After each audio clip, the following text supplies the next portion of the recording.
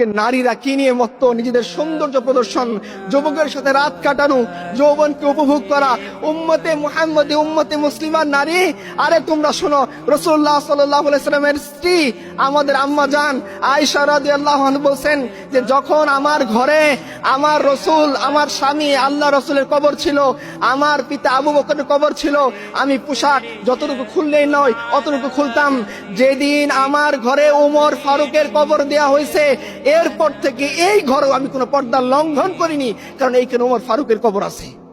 আর আজকে উম্মতে মুসলিমার নারী সে চ্যাট গ্রুপে বলে সে কয়টা পুরুষকে খাইছে। আল্লাহ লানত তোমাদের উপরে। তোমরা জানো না রাসূলুল্লাহ সাল্লাল্লাহু আলাইহি ওয়াসাল্লাম কি বলছেন?